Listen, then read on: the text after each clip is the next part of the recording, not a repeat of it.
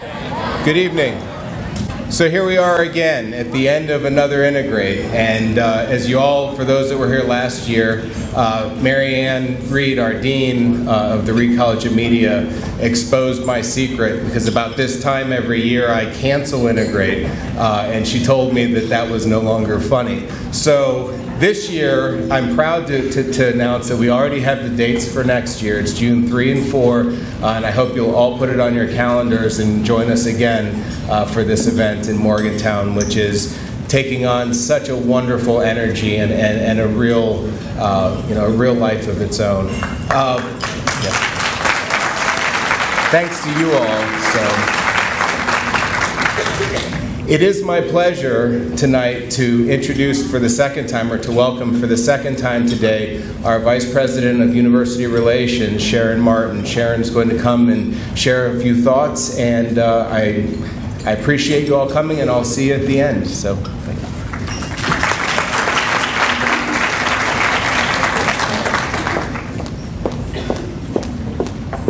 Well, good evening. Good evening. All right, there we go. Well, before we introduce our first keynote speaker tonight, let's give a round of applause and thanks to Chad Mazzara, who helps lead this fabulous program, and for all the work that he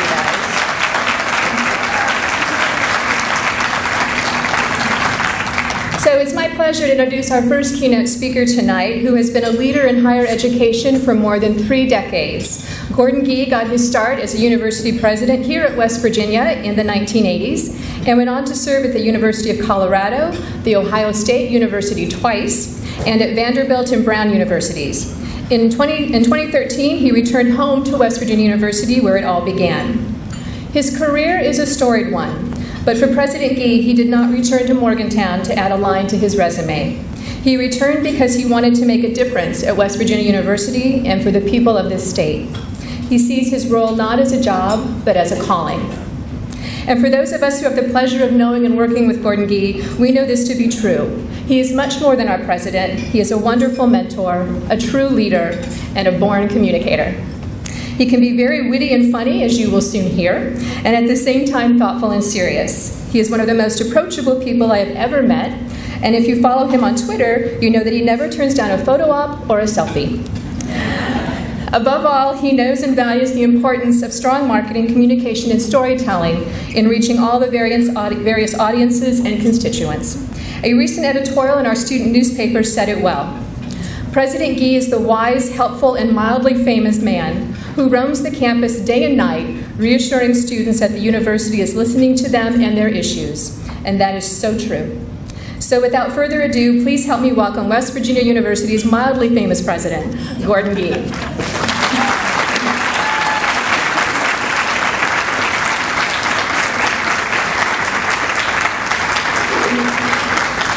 Well, Sharon, I will say it's your job to make me wildly famous. I will say that. No, the last thing, I am wildly famous. Asked Notre Dame and the Little Sisters of the Poor and a couple of others, as a matter of fact. So, anyway, it's wonderful to be with all of you this evening. Thank you very much, and thanks, Sharon, for being here. Chad, congratulations to you. Give him a round of applause again, would you please? And this is a wonderful program. You know, it was launched 12 years ago. It was the first online integrated marketing communication graduate program in the world. Let me just say that again, in the world.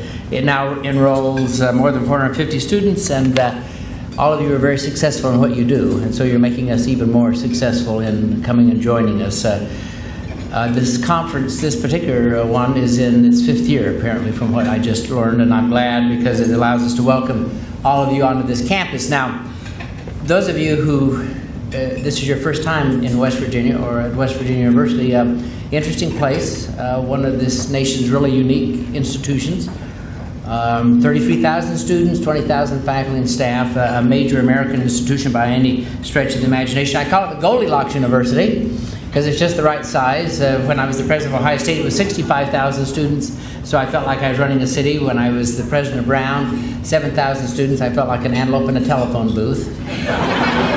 So, the Goldilocks University, and and it's a very special place. It represents in so many ways the hopes and dreams of the 1.8 million West Virginians that we serve, but also all of the people who find themselves flying our WV around the world, and for that we are very grateful. So you are now part of that great golden blue thread, and so I hope you'll continue to take pride in this institution as you do in your own and your own work. So you're probably wondering why you're listening to a university president right now instead of a communications guru, right? Well, no fear, because Melanee Hannock is also speaking tonight, and she is the vice president for marketing at St. Jude's Children's Research Hospital.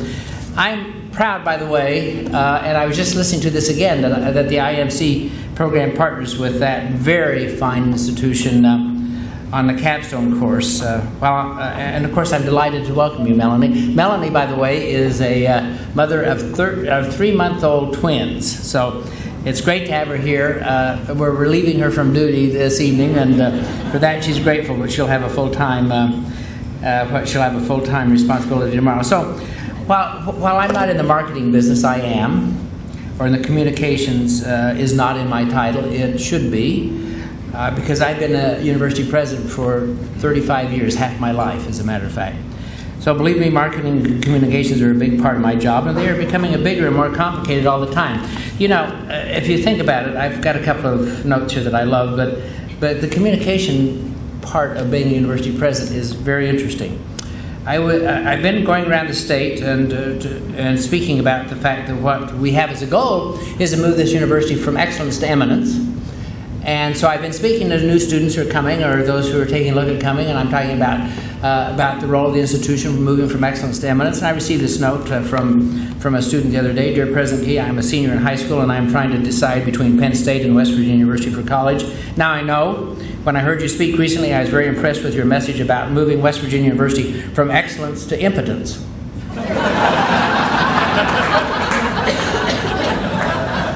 Bradley is doing very well at Penn State right now, I can tell you that right now. And then speaking about communications, to try this one. So, dear Dr. Gee, this is literally a true one that came in. Dear Dr. Gee, thank you so much for the flyers you sent on the occasion of my business expansion. As a West Virginia University alumnus, I appreciate the thought. However, I must tell you that the card accompanying the flyer said, "Rest in peace." There must have been some mistake, and I wanted to bring it to your attention. Well, of course, we were horrified, our crack team. I sent out this note to him, Dear George, oh my, this means that somewhere there's a funeral taking place today with flyers and notes saying, congratulations on your new location. So that's a communication issue, folks. I just want you to know. Now this one I like is also a communication issue. So as a university president, I chaired the NCAA Commission for a long period of time, and I have been very much on record as being opposed to a college playoff. And so we had the playoff this year, and of course Ohio State, my former institution, won, so I was doubly battered about that. But so I received this note very late one night. This was just when the playoffs were coming into in January, and it says, "Dear Stupid, for doing your part in ruining college football for legions of fans, you suck." And here's my response. Dear Brian, I've just received this email supposedly from you. Someone must have your email account, which you should check. And then this is what came back from Brian. Dear President Gee, all of a sudden you notice I'm no longer stupid. Dear President Gee, I had no idea you actually read your emails. Please, please, please do not withhold my diploma. He's one of my students. No longer. So anyway, then this one I loved. Dear President Gee, I'm planning a spring break trip with my best friends from the University of Cincinnati, and we have enlisted 6 female cheerleaders to join us for the whole week in sunny Miami. But when we went to book flights, you can imagine my disappointment to find out that our colleges have conflicting spring break schedules. I'm writing to ask if you could push West Virginia University spring break back a week. You are the only one with the power to help make a 19-year-old man's dream come true of a half-dozen girls and a remote beach house 1,200 miles away. But this is the line I love. Of course, if you help out, you're more than welcome to join us. I had a hell of a good time in Miami. But anyway, And then try communicating, by the way, try communicating to younger kids. So one of the things that I do is I love to go out and read to kids in, you know, in the 2nd and 3rd grade. It's kind of fun and it's refreshing. And so I went to visit elementary schools very recently. And this one came from a young lady, Maria Foster. She was in the 2nd grade at North Elementary. Dear President E, thank you for reading to us. It is always a pleasure to have someone read to you besides the mean librarian. We all enjoyed the book. You did a great job showing the pictures and speaking loudly, so that one was very helpful. And then these 3 came from Jamie Shent's class at Suncrest Elementary. Mr. Gordon, thank you for coming to visit. It was fun because you're almost the same size as us. Dear Principal Gee, I love this one. Dear Principal Gee, it was fun to meet you. Thank you. Me and my friend Betsy want to know if you buy all of your ties from McDonald's or just the red ones. But this one is the classic. I must say, out of all of the things that I've ever received, this one is the classic. Dear Mr. Gee, thanks for giving us your time. I thought it was exciting and fun. I learned that looks could be deceiving.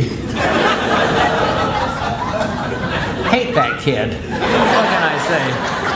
Of course, it reminds me, I'm here 3 hours, literally, I'm here 3 hours, 18 months ago or so when I joined the campus, and it was cold. I'm walking across the campus, and here are these 2 young ladies, obviously freshmen, chatty Cathys, they're talking like this and moving along, and I looked at them, and one of them recognized me. I thought, this is wonderful, I've been here 3 hours, one of them recognizes me, but decided to be a little cool, so I just kind of walked on and nodded at them, they nodded back at me, and then I got on about 10 yards, and I heard one of them say, Kathy, she said, wasn't that Orville Redenbacher?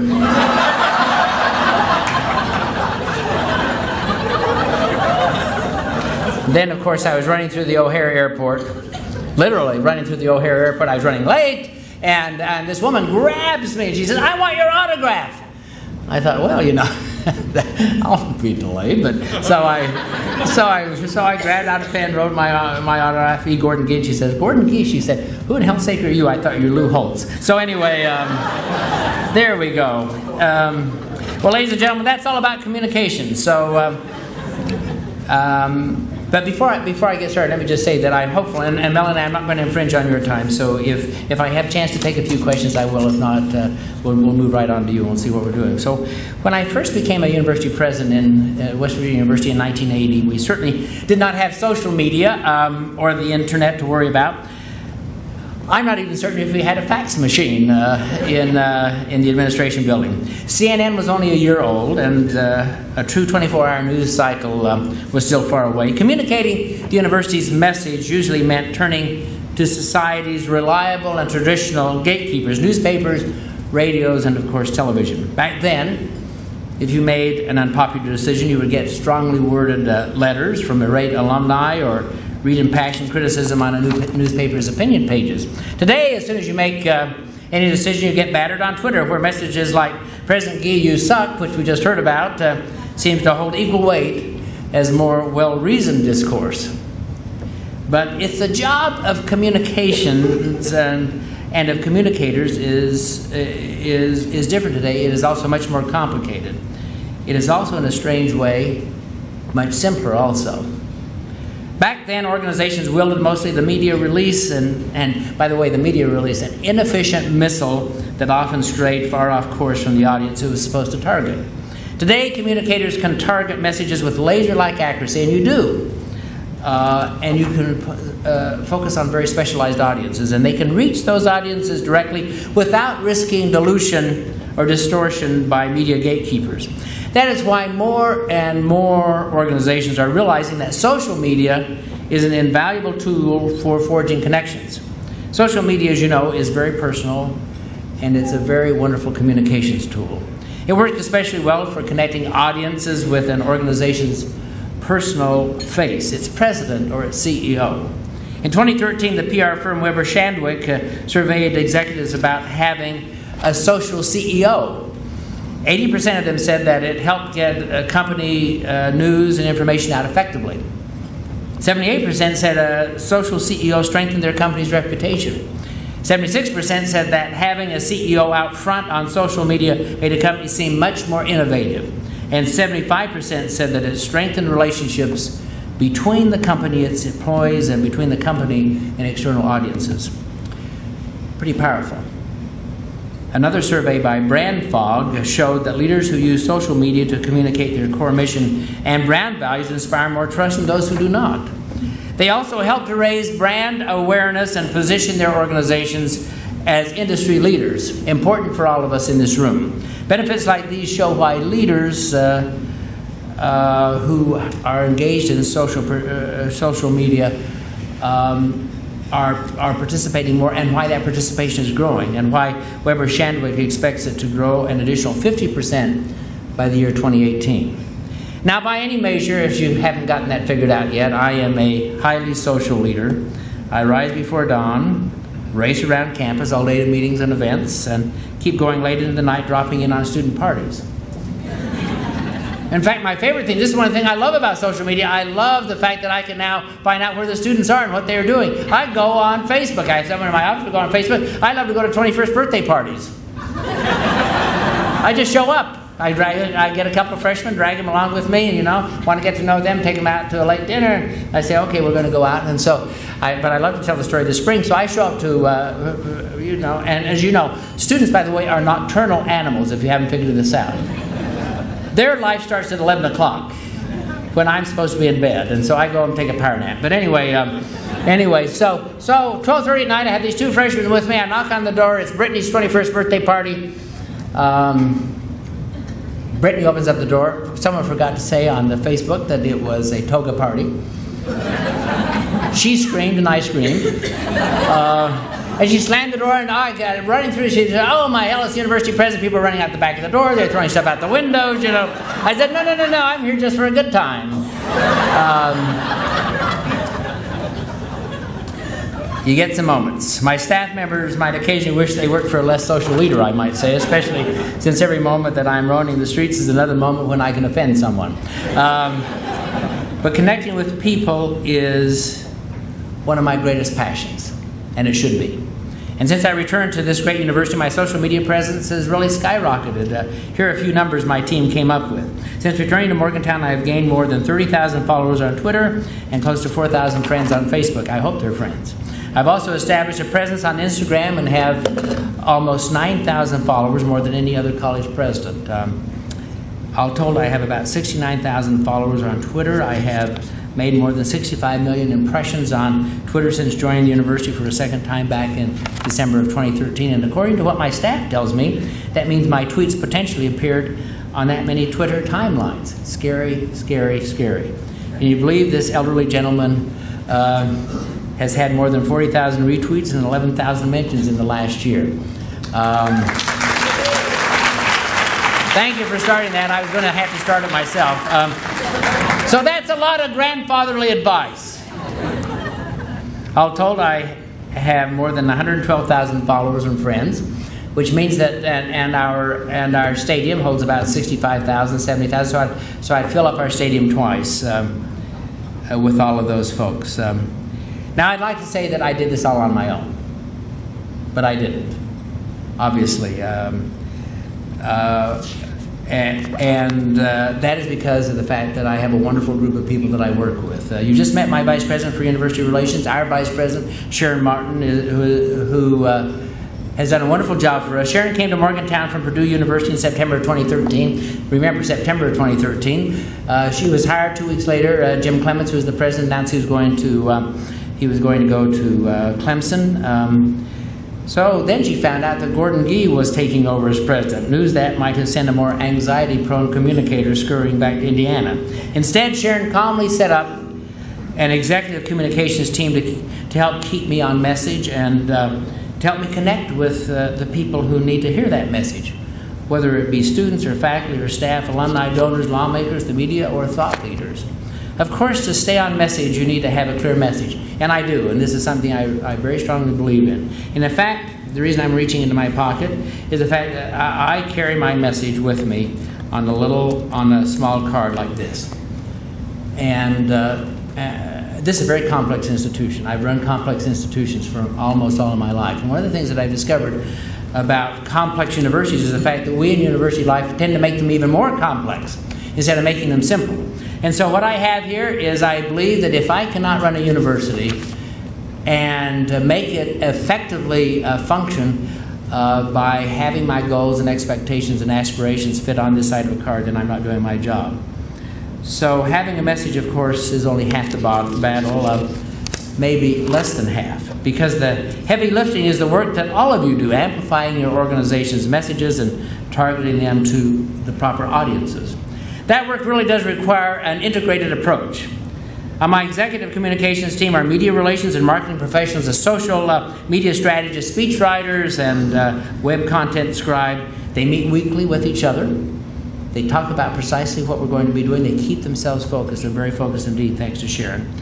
And Sharon, of course, has then the unalloyed pleasure of having to talk with me every day and give me my marching orders. My team members make certain that I speak with a consistent voice across all platforms. They know which platforms reach which audiences. For example, they know that Twitter reaches college graduates and people under 50 especially well. Instagram is big with the student age population. YouTube reaches more people in the 18 to 34 age group than any single television network. Think about that. And my team is constantly looking for new vehicles for me to get my messages out. I was the first university president to jump on the Snapchat for a takeover. Snapchat, I'll work on that one for a while. And we did it in about 30 minutes, and about 50 people came on board, which was great. And it went so well that I took it over again for a while. It is one of the fastest growing social networks, and the one that trends the youngest, by the way. Perfect for talking to students, and perfect for talking to students who are thinking about joining the university or just here in a very, very short period of time. My team is also the creative force behind Gmail. Gmail, G-E-E-mail, thank you. Our popular video message for the campus community. About once a month, we release a new Gmail that showcases me and all of my quirky, lovable glory as I deliver an important or a serious message at the same time. May was all about commencement in this institution, as in most institutions. So my video was a mock practice run for my speech in which I interspersed some humor and real advice for our graduates. In a social environment that bombards us, ladies and gentlemen, with information, videos like these reverberate with the power of a human voice. Think about it. The power of a human voice cutting through all this kind of social noise. One expert defines social noise, by the way, as a vast overload of data that drowns out the underlying message or meaning. How do we create social successes out of social noise? Well, since I have all of you captured here this evening and we're talking about the web, I decided to answer that question with a BuzzFeed-style list. So here goes. 5 ways to replace social noise with real engagement. First is humor. First is humor. Everyone enjoys a good laugh, and social media abounds with humor. Much of it is just noise, however, unless you find a surly-looking cat's take on life meaningful. I've always been a big believer in taking your work seriously, but not taking yourself too seriously. Occasionally, my sense of humor has gotten me into trouble, as some of you know, but more often it has helped build affection. It makes me feel good. I love to make fun of myself because it gives me a chance to connect with people in a number of different ways. Our Gmail videos include lots of humor. I often deliver them David Letterman top 10 style. Now he's retiring. I'm going to call it Gordon Gee style. Twitter is also a great vehicle for sharing humor because a tweet that makes someone smile will often be favorited and then retweeted. Because Twitter is so popular with college students, my team and I emphasize humor that is relevant to them, to the audience, to the 33,000 students that we have here. For example, this winter, the university shut down for 2 days due to snow and ice. That, by the way, is a very rare occasion. I think in my 35 years, I've only shut a university down for snow or ice about 4 or 5 times. Now, this, of course, is a rare occurrence and is an exciting one for our students, some of whom start their social media pleadings for snow days when the temperature drops below 50. We were able to have some fun with these tweets, such as, and here's one, "Hey, WVU, do you want to build a snowman?" Got a lot of response to that. Or, "I really just wanted to have a snow day so I could stay in and watch a House of Cards all day." So talking and acting like a college student, as in the Netflix tweet, is a great way to build rapport with that audience. There's some other college-age relatable humor in these posts. For example, again, this is one I really loved. This one was sent out. I tried to get the DMV to let me use one of my selfies for my West Virginia license today. They wouldn't let me. Or this one, can you believe it? Can you believe fall is already halfway over? It's almost time to break out my Uggs. Humor can also help you take advantage of a big event. ESPN's College Day came here to campus, and I was all over the coverage with tweets like, here it goes, in case you get confused today, with a photo of me holding a sign that said, not Lou Holtz. Come on, get with it. And of course, I know what, of course, and then this one got a lot of response. The tweet was, of course I know what bay means, with the photo of me holding a sign pronouncing that our quarterback, Clint Trickett's hair is bay. Do you know what bay is? Beyond anything else. Get with it again. You're young, okay? The lesson here is that if you can find a way to communicate to the masses in a funny and creative way, chances improve that people will see you, and then people will begin to notice your organization as well. That is the inspiration behind a lot of things we do with social media. So the second way to replace noise is with inspiration. Number 2, inspiration is another thing people seek on the internet. And when we tell stories about the life-changing work our organizations do, social media consumers will read and share them. For example, West Virginia University speech professor Carolyn Atkins works with student athletes to prepare them to deliver motivational remarks to public school students. They talk about overcoming obstacles such as adjusting to life in a new country or bouncing back from bad decisions made in their teenage years. The stories are always powerful. I've heard them frequently over the last 18 months, and I was able to give these students a shout out to all of my Twitter followers. I also embarked on a tour of all 55 counties in this state. Actually, the truth of the matter is, I forgot there were 55 counties, and I said I'm going to visit every county in the state, and then I asked how many there were, and I nearly left again. But anyway, I went to all 55 counties last summer. I'll go to at least half of them this summer. And then half next summer. I'm going to do this every year. It was another great opportunity to lift up the work of our university and what it does in the areas of healthcare, 4-H, and youth development, and so much more. We are a land-grant university. We're not only a major research university, but we're a land-grant institution, so we carry 2 portfolios. My main mission, of course, during this time was to let the 1.8 million residents of West Virginia know in their hearts and their minds that West Virginia University is their institution. Again, if you visit my website, you'll see the power of my team's communication efforts in blogs, photo galleries, videos, and news stories. My favorite experience, by the way, on this was the first county I visited was McDowell County. That's the way that they say it in the southern part of the state. Coal country. And as you know, coal is, of course, in some real distress. And wonderful part of the world, beautiful people. But we were in Welch, West Virginia, and as I was leaving, we had been talking about what the university could do, and I asked the mayor and the city council what we could do, and our 4-H agent, our extension faculty member there, and he said, without hesitation, he said, bring your marching band. Now, West Virginia University is blessed to have one of the great marching bands in this country. In fact, we were just designated to be the lead band for the Macy's Thanksgiving Day Parade, which is like winning the Oscar. But there are 400 of them. Have you ever thought of taking 10 buses through the mountains of West Virginia with all of these drums and flugelhorns and all this other kind of paraphernalia and taking it down? But and so I thought, we can't do this. And then all of a sudden I realized we had to do it. So we did.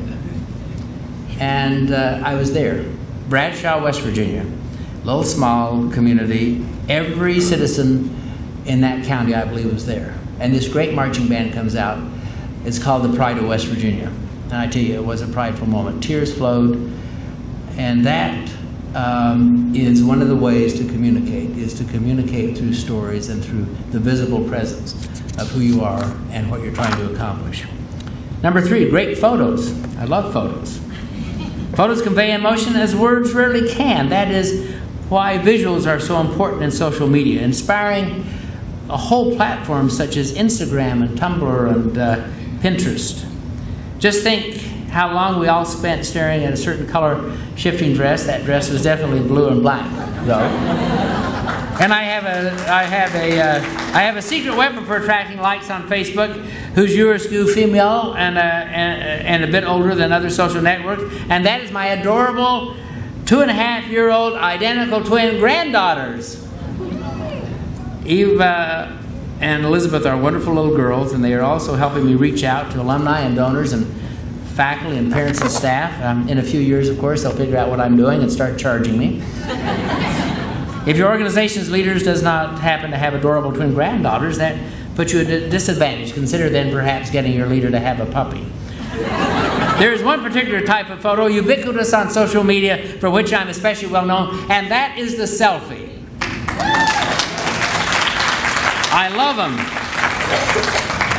That is some people think it is much maligned, but researchers have questioned whether the selfie's rise heralds a new age of narcissism.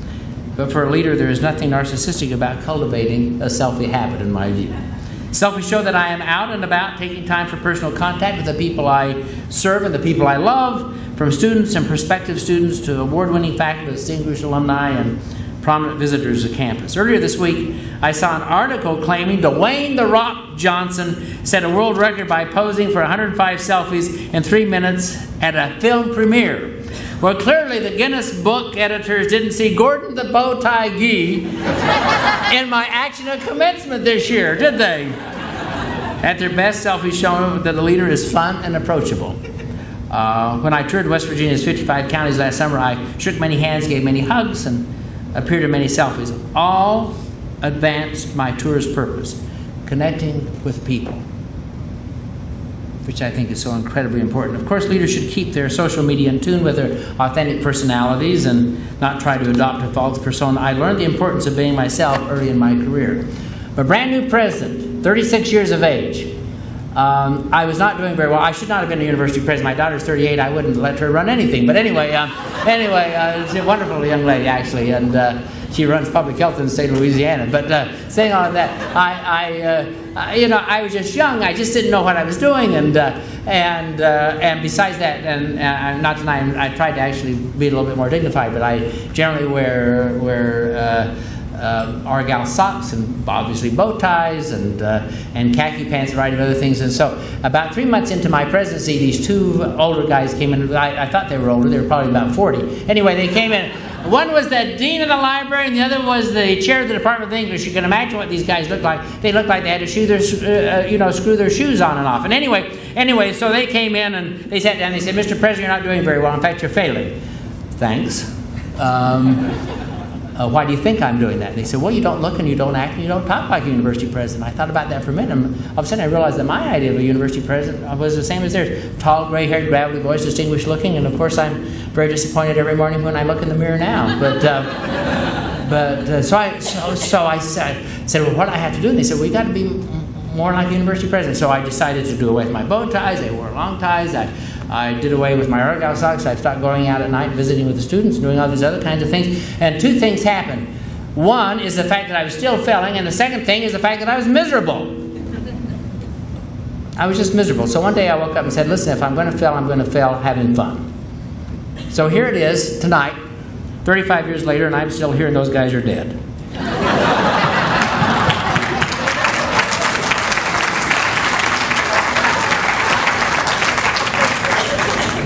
Who you are, and make certain that the person that you're representing is who he or she is, not who you try to make them be. If you work for leaders who have the misfortune of looking like university presidents, do not make the opposite mistake and try to convert them into comedians, but being social can help them appear less stuffy, I think. When you are the face of an organization, why not get your face out there with the faces of people you serve? Just remember one simple but inviolable rule about professional selfies. No duck face. Number 4, bragging. We all know that bragging is rife on social media. What would fill our Facebook feeds if people stopped bragging about their vacations, their fitness routines, and their adorable twin granddaughters? The good news, when you are communicating about your organization, you are allowed to brag, and you do not have to pretend to be humble. One particular email is a good example. It introduced our new creative brand campaign, Mountaineers Go First, and I'm certain that Sharon has showed you some of that today. And it is great, isn't it? It really is terrific. And what we did is we bragged about what our universities had done, what our university had done first. So a number of those things. More subtly, it also reinforced the values that our campaign aims to celebrate, including innovation and determination. I have observed, by the way, that West Virginians are just too darn humble. I pointed out that having been president of half the universities in this country, I can say this, and that is the fact that I have been president of institutions that are not nearly as good as they think they are, and I'm president of an institution that is not that is much better than it thinks it is. That is the job of all of you, which is to make institutions and their realities come together. Luckily for them, I'm here to do their bragging for them, and that's what I'm going to do. And finally, number 5, sharing the love. Sharing the love. At its best, social media enhances a sense of community and reinforces the ideas that people are part of something larger than themselves. It can even allow you to bring people together in the real world and invite them to take part in special events.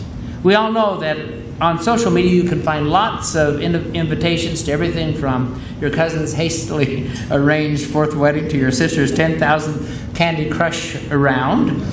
But some invitations cut through the usual noise. On St. Patrick's Day this year, my communications team came up with a special event to engage students.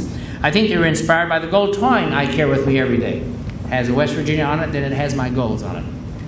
But the fact that I resemble a leprechaun might have come into play also, I would say.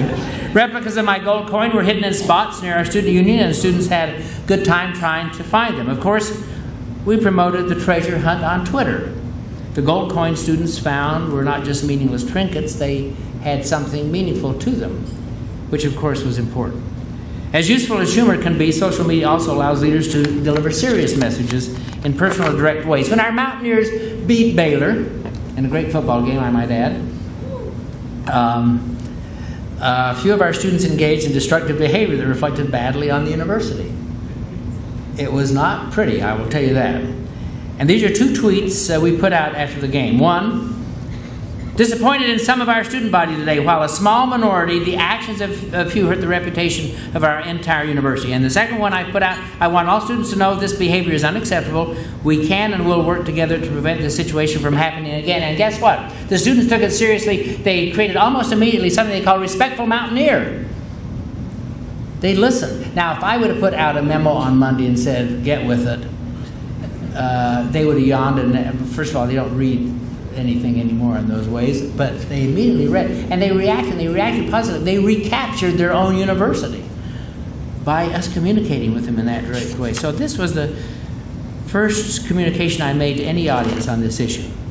It was important, by the way, as I said, to use social media first, even before we put out an official statement, because that was where people were talking. They were talking on the social media. It was going back and forth. You can watch it just almost instantaneously, as you know. So the answer is that we use social media now to help us control, help us to understand, help us develop, help us to carry our message in so many different ways. Finally, social media is a great way to let people know how you feel about them. Remember the love, how you feel about them. Because individuals engage with social media in a very personal way, you can connect with them on a very personal level. Amid all of the humor of my email videos, I try to get across one basic message to our students: that I love them, that I want the best for them, that they mean a great deal in my life personally, that I feel blessed to be with them and to be part of their lives. So no matter where we work or what title we hold, that is the message we should all be communicating to the people we serve. A message of love is an important message, and that is one of the great advantages of social media. Well, ladies and gentlemen, I have used, I think, a little bit more of my time than I should have, but it's a real honor to be here with you this evening, and thank you very much. You are now all members of the Mountaineer family. Have a great evening. Thank you.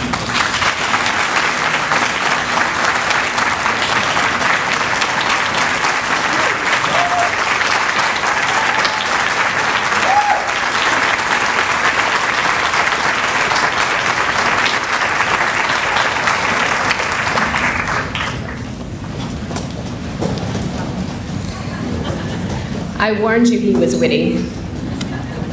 And now it is my pleasure to introduce our next speaker. As Senior Vice President of Marketing, Melanee Hannock leads the marketing strategy, marketing operations, interactive group, and innovation efforts for the marketing division of ALSAC, St. Jude Children's Research Hospital. In her role, she provides leadership on interactive experiences, emerging areas including social media and mobile devices, and leads innovation efforts. Since joining ALSAC in May 2007, she has led a team of interactive professionals who have worked holistically with operations and fundraising teams to grow online revenue 200% in a 4-year time span. Melanee has more than 20 years as a marketing professional with significant consumer marketing experience. Throughout her career, she has worked on top-tier brands such as St. Jude Children's Research Hospital, Disney, Atari, and Hasbro Interactive, and led marketing teams handling multi-million-dollar integrated campaigns. Melanee has a bachelor's in marketing from Rochester Institute of Technology and an MBA from the University of Massachusetts. She is also active in the entrepreneurial community in Memphis, Tennessee metropolitan area.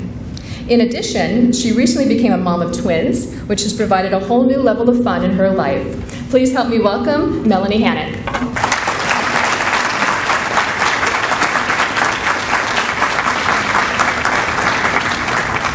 Well, thank you, and I can say that after what I just heard, I want my own email, for sure, and to be a part of that.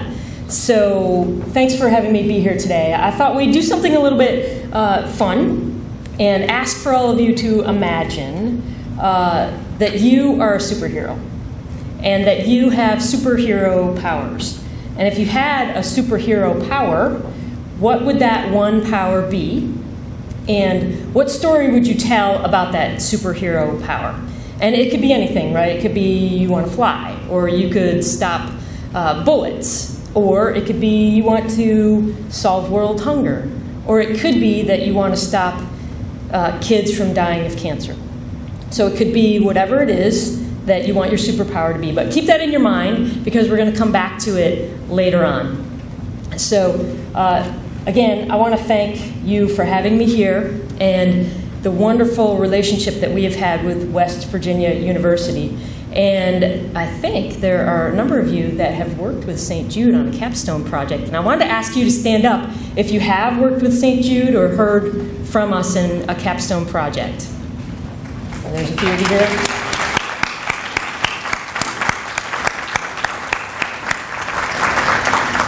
So I wanted to offer my thanks, because your thoughts and your work have really informed us in many of our youth and younger programs, and so we are very grateful for what you have done for us. So with that then, you heard about me professionally, that I've had the chance to work at wonderful institutions like Hasbro, where I was with Mr. Potato Head, and when I was at Disney and Mickey Mouse. So I see the world as either an animated character or a superhero, so you'll hear more of that. But what you may not know about me is that personally, I have 4 dogs. So he talked about puppies and babies, so you'll see a little bit of puppies and babies, but that no, we're not crazy people with 4 dogs. And that I did recently become a mom of twins just 3 months ago. And this is Jack and Anna.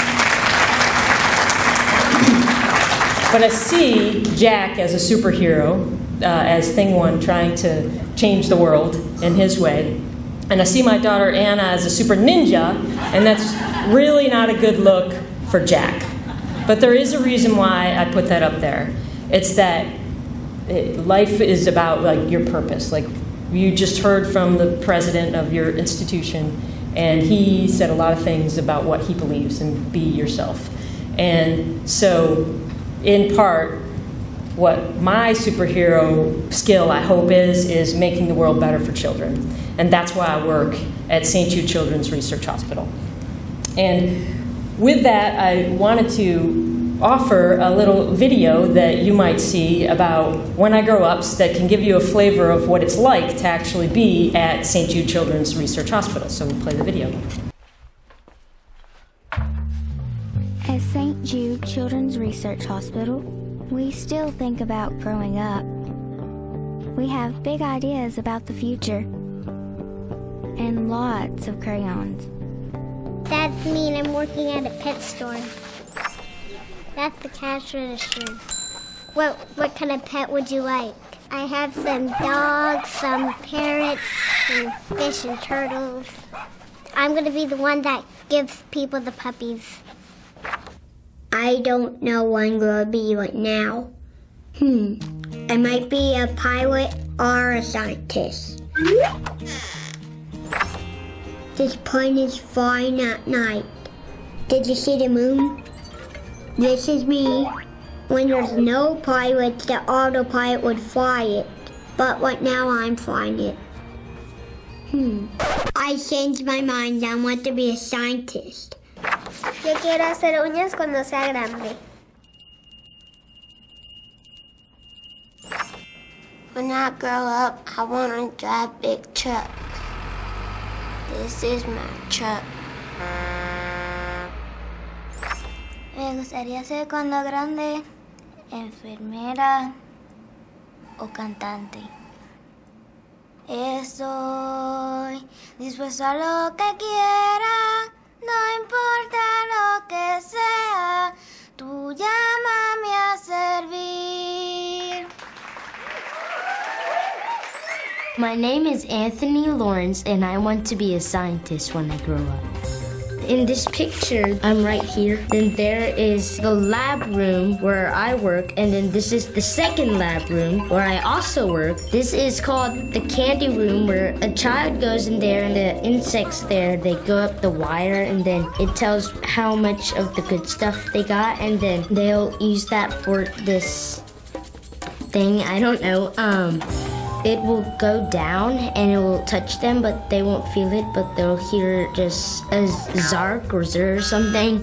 And then I see what's going up on there and see their blood work. Did you understand what I just said? No.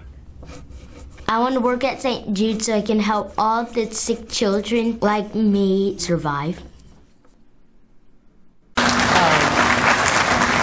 For what it's like to be at St. Jude, and with the hope that all kids can get a chance to grow up, actually.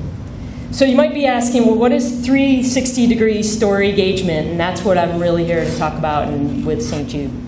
And it's 5 things, but it's not numbered. It's actually alphabetized, I guess. STORY is how we look at campaigns and the things that we do at St. Jude. And the first really is S, which is solidify purpose. And that's the why behind everything that is ever done, or the reason for which something exists or is created in the first place. And the reason why I shared some of my personal story was that working at St. Jude is the personal intersection of my personal goals and my professional goals, and that's my purpose. And so all of you, I think, are out in the workplace right now. Is what you're doing an intersection of those two things, or how can you find it? Now, these companies, they all have a purpose or a reason for being. Like a Google, for example, is don't do evil, and also organizing the world's information.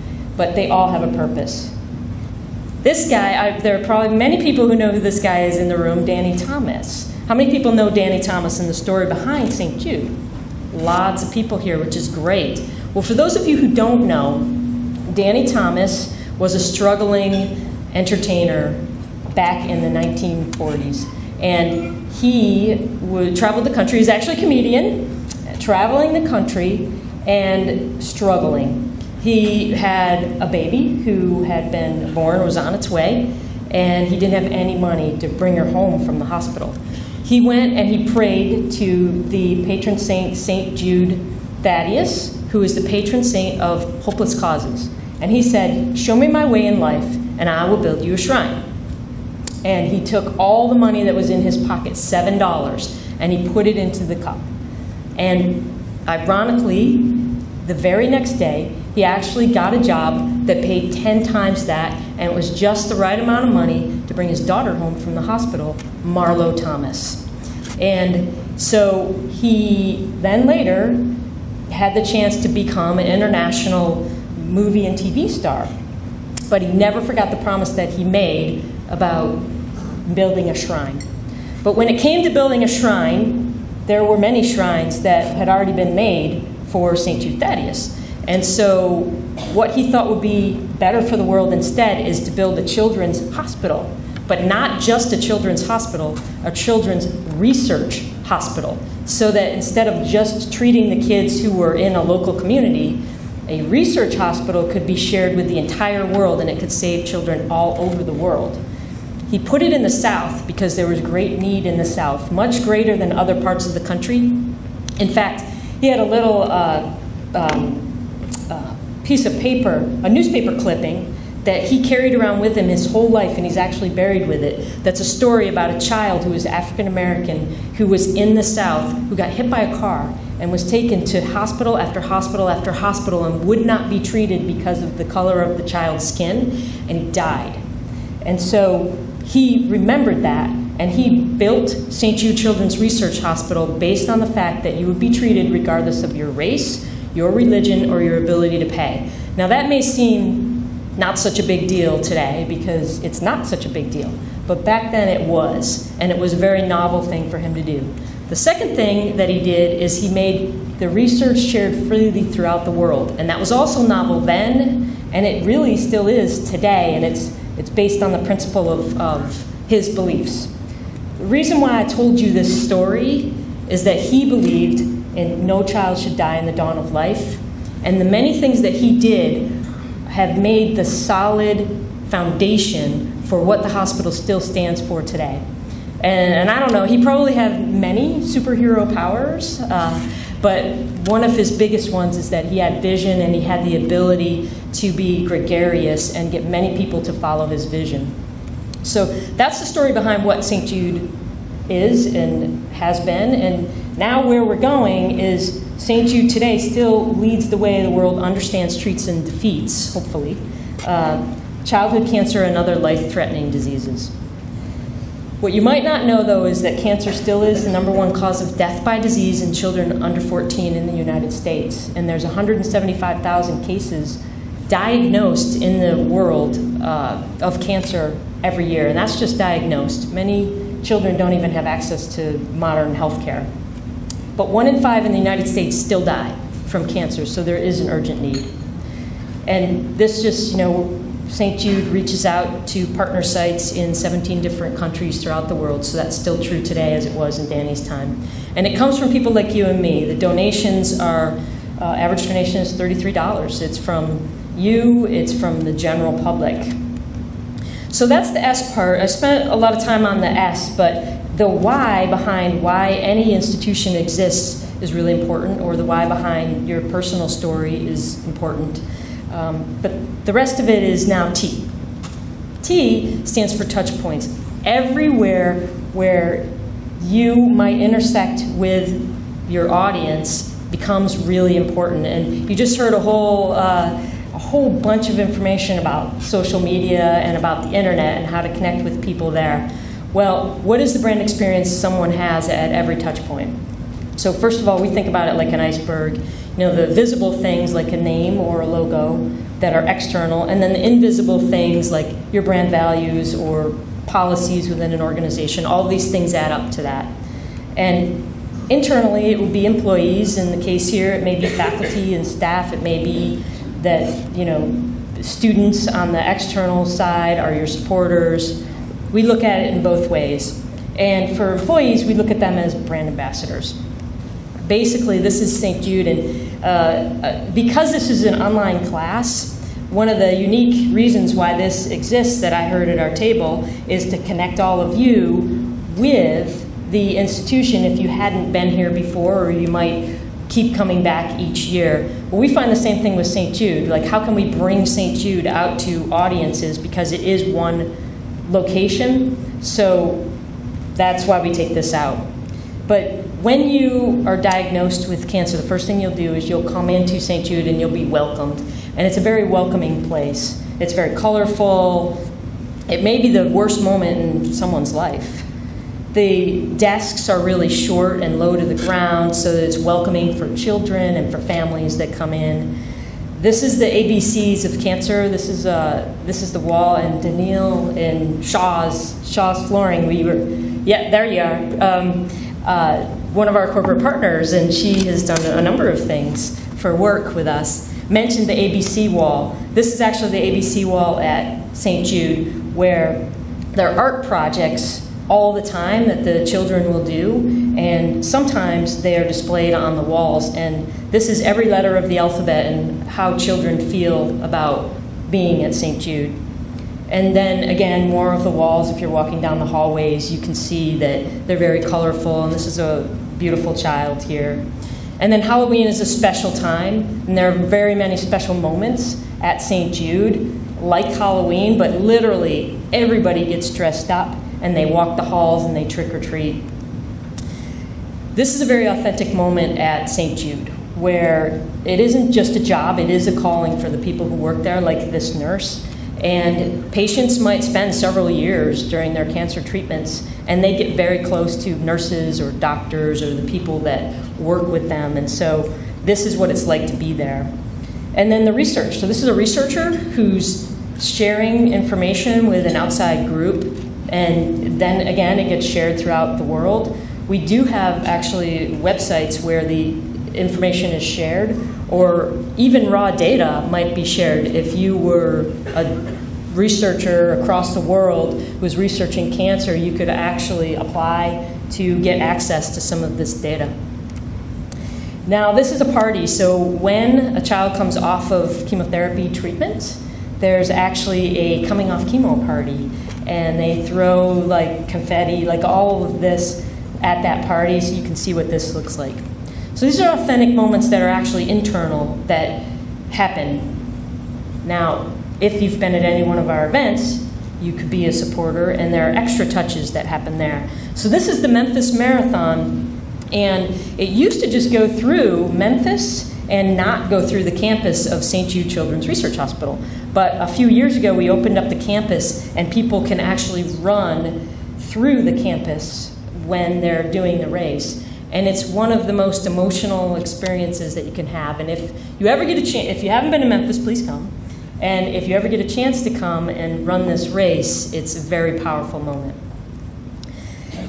We have many corporate partners that actually engage their employees and work with us on programs with their employees. Again, I'll call out Char's Floors because it was funny that I'm talking about Chili's here, where Chili's actually has their employees rally around St. Jude for Chili's Profits Day, and then the top fundraisers actually get a chance to come to St. Jude and participate in programs with us and with the kids, and it's the same thing with Shaw's Floors. So we do lots of events throughout the country, and there's a question, well, how do you do events? And by the way, 20,000 events throughout the country we do each year.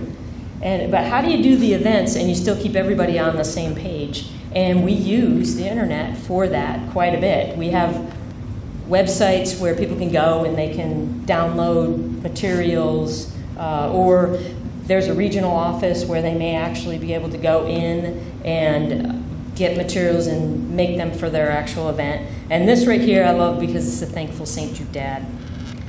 We work with colleges too, mostly undergrad students, but graduate students as well, where they come to our campus and they actually get a chance to do a leadership course with us and learn about St. Jude, and then they bring that back to their campus. And there are lots of benefits that come out of this, and we are very fortunate to have high brand awareness, and we measure it through surveys that we do each year. So then there's the O, which is omnichannel. So we work like in multiple channels when we do our programs, but omnichannel is a little bit different. So multi-channel is when it's year-round, and it can also be supported with lots of tactical executions, and it's segmented. But omnichannel is also making sure that it's fully integrated with everything that we do. And we reach the audiences in lots of different ways.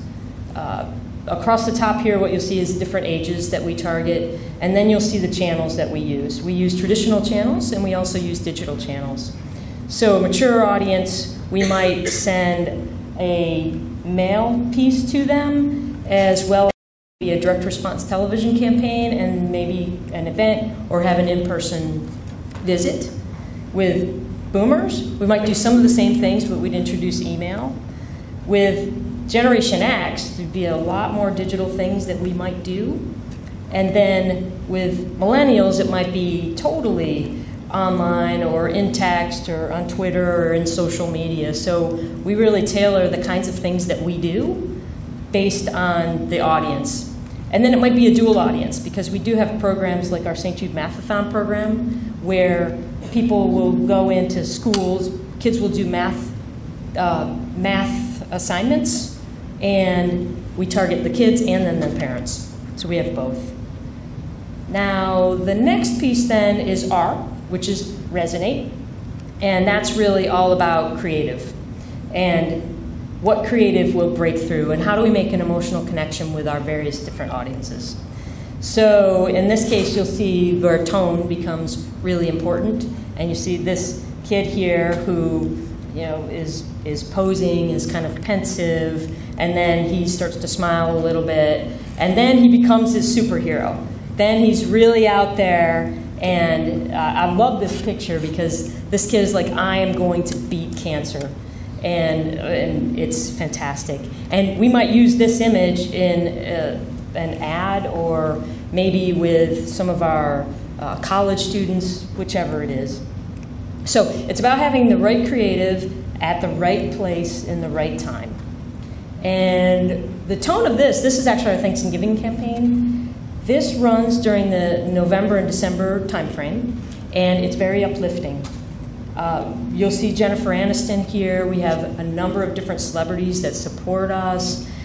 You'll see up here also a billboard that is in Times Square, so an electronic billboard, and a text to give, so we do use text for donations. You'll see that there are point of purchase display in there, where in store we'll have some signage. You'll also see where we have banner ads, and then you'll see the website up here. So the website will be the aggregation of everything. So you see there, show the world what you're thankful for and help St. Jude. That was a big social media campaign that we had this past year. So the tone of this one is really more uplifting.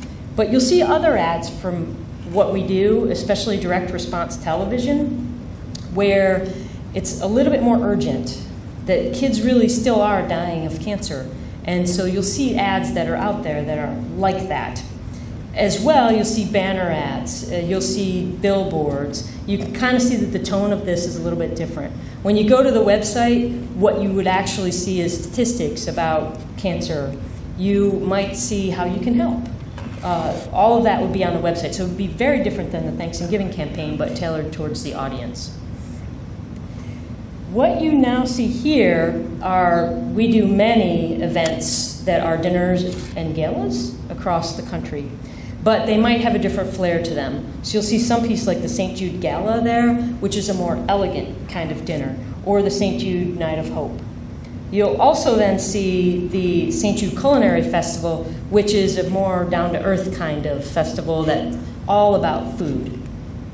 This St. Jude Farm to Table dinner, put up here to say, well, then there's themed events, so themed around food. This is more about like green food and green events where the food is more organic.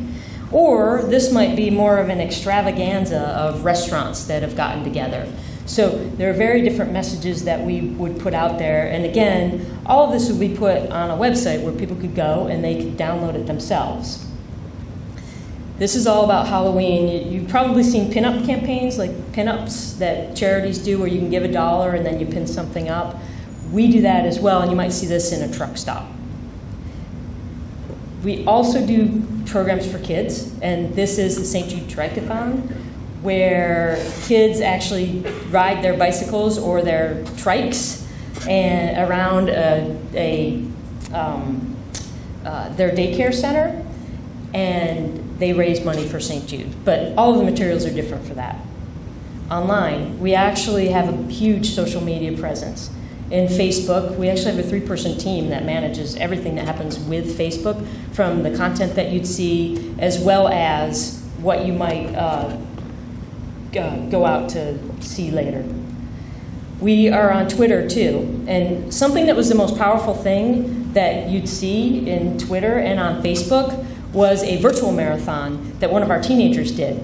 So she just had surgery on her leg. She had a tumor removed, and in her recuperation, she actually did a marathon by walking the floor over and over and over again until she had done 26 miles. And that was one of our most popular posts that we had that was liked. The last is why, and why is all about yield. And yield really is, what do you want to achieve? And how do you measure everything? This is a lot of business speak, like drive charity business and objectives. It might be driving revenue. Or develop a highly integrated partnership. Well, that might be about employee engagement. Or increase brand visibility and foot traffic. That's something that we would do with some of our retail partners. And our retailers want to drive people to their stores. And we want people to learn more about St. Jude and the mission. So it's something that works together. We make lots and lots of dashboards, and the big thing there is really A/B testing. That may be something that you do in the businesses that you have, where we might send out a mail piece, and the mail piece would be, the picture might be different on one piece versus the other, and we see which one wins. We do the same thing in the internet, where we might send people to one website or another website, see which one wins, or different forms. So there's a lot of testing that we do on the back end to make sure that we are making things that resonate with people. And that's blurry on purpose because that actually is one of the dashboards that we use for much of our online efforts. But we measure lots of things and pull the top things to the surface, like a conversion rate, for example.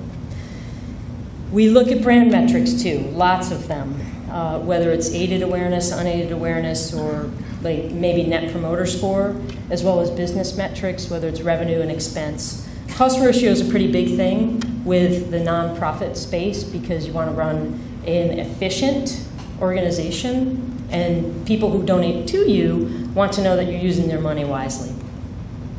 So it is these 5 things. It is solidify the purpose, and that was really the foundation upon which Danny Thomas's vision was.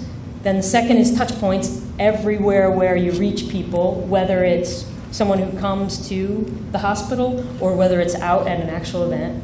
Omnichannel, so that's everywhere that you might be, whether it's the mail, TV, print, or in online places. The resonate part is all of the creative, so the creative from a tone that's urgent to a tone that's very uplifting and happy. We run the whole mix. And then the yield really is measuring, well, what did we want to achieve? And did we actually achieve it? So it's those 5 things that are story. So in coming back to the beginning, when I said, well, what would your superhero power be? And how would you tell that story? The story is really threefold. Your personal story of that power, your professional story of that, and then the STORY whenever you make any kind of campaign, being professionals that are in the communication space. So that's what I had today, and appreciate the time.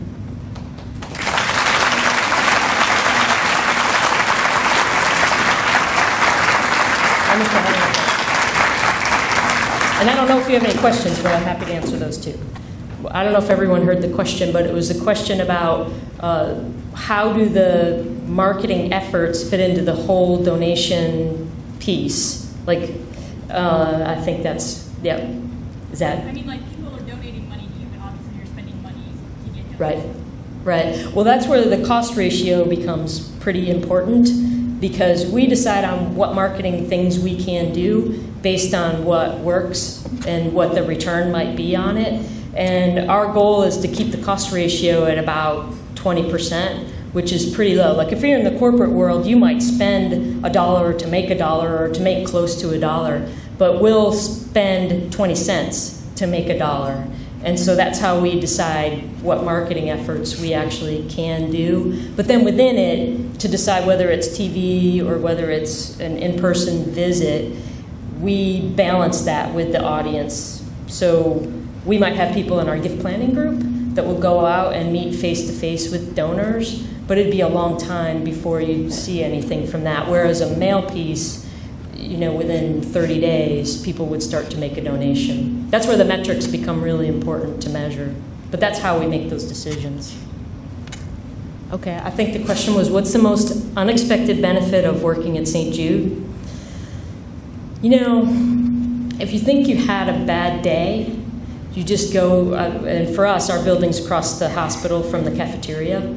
So you just walk across the street and go to the hospital, and you see these kids, and they actually really aren't that sad. They're like running around in wagons and all that, and it's an inspiration to say, wow, this child's battling cancer, and I don't know, maybe something didn't go the way that I wanted, and you just walk across the street and it changes your whole day. And that's a completely unexpected benefit, but it's the greatest reward of being there. Right. Well, the question, if you didn't hear it, was how do you balance between the seriousness of the disease that we treat, but also trying to be more uplifting in the message? Well, it is a delicate balance for sure. And we do both, and that's why I showed you the Thanks and Giving campaign that we do, which is very hopeful and uplifting. And the direct response television, which I didn't show you the TV ads for that, are more about following a family through their journey, which at times can be sad. And there are children that do die from cancer at St. Jude every single day. And so we actually, for the most part, a lot of our mass advertising is more the hopeful and uplifting, and a lot of very targeted advertising is the more urgent kind of advertising, like the can you donate now, pick up the phone, become a partner in hope. So we segment quite a bit with the more urgent message, because that could be a total downer if it was all the time. Yeah.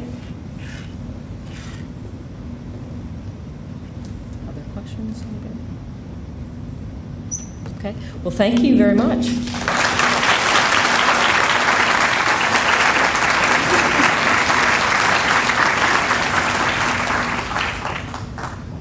All right. I'd like to thank both of our speakers once again for such a wonderful evening. Please join me.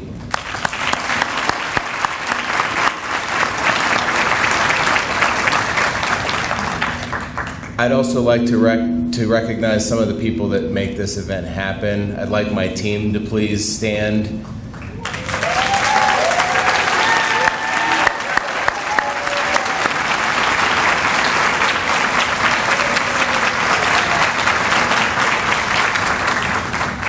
And finally, to close, I think one of the things that's amazing about this event is at this point, if I haven't canceled it in my mind temporarily, I'm really worried about how to make it better for next year. How do we beat this year? And the answer is I don't know yet, but we'll start work on that on Monday. I really want all of you to continue to engage with each other, with the faculty, and with the program throughout the next year. And we really look forward to seeing you back here next year. Have a safe trip home to the 32 states where you all came from, and please